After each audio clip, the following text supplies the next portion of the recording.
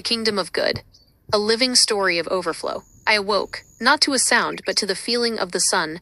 It was rising, as it always did, without cost, spilling pure gold across my floor. I breathed in, and the breeze, carrying the scent of salt and jasmine, sang its morning song through my open window. It too came without price. I smiled and rose, my heart already full. This was the way of the kingdom. I walked barefoot down a mossy path toward the center of my village. There was no market, no place of commerce. There was no buying, no selling, no trading, no borrowing, because all was freely given. I passed the great orchard, where the land glowed with divine generosity. The trees were heavy with ripe plums and pears, their branches hanging low, offering their bounty. Further on, in the community gardens, my neighbor, a kind man named Elias, was tending the tomato vines. He saw me, and his face lit up, his voice warm. He gestured to a large bowl beside him, overflowing with strawberries, raspberries, and dark, sweet cherries. The berries are almost singing this morning. Please, take what you need. My heart swelled. I hadn't come to get berries. I had simply come to be in the morning. But my hands, it turned out, had brought a small basket woven from river reeds, filled with the bread I had baked at dawn. I hadn't baked it to trade. I had baked it because the joy of baking had overflowed in me. Thank you, Elias, I said, offering him the fresh, fragrant loaf. He accepted it with the same simple gratitude. It was not an exchange. It was a mutual overflowing. Here, life was abundant and eternal. There was no striving. I didn't need to plan my day or hurry. There was no waiting, no delay.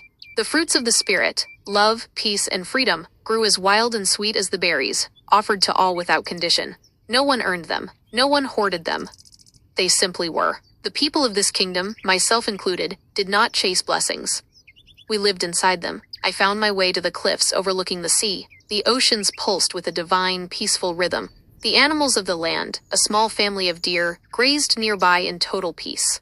The birds of the sky soared in pure joy. All creation was blessed, all life included.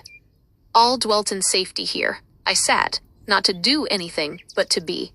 I didn't grasp for good. I simply allowed myself to overflow with it. My heart was eternally with spirit, with life, with truth. And so, I dwelled in heaven, right here, on this sun-warmed cliff. In this very moment, I knew that home was not the little cottage I slept in. Home was this presence. Every heart that glowed in love was home. Elias, in his garden, was home. Every soul that rested in peace, like the deer, was home. God dwelled in heaven, and heaven dwelled in them all. There was no fear in this kingdom. No lack. No loneliness. Only the now of divine belonging. Only the breath of eternal ease. As I sat, a song of gratitude welled up in me. It was not a song of thank you for. It was just thank you. I gave from my overflow. I praised from my overflow. I lived from my overflow. This, I knew, was the kingdom of good. This was the realm of spirit. This was heaven on earth. And it was happening now. It was happening right here on this cliff. It was happening in the heart of Elias. It was happening in the soaring bird. It was happening in me and in you. And so it is.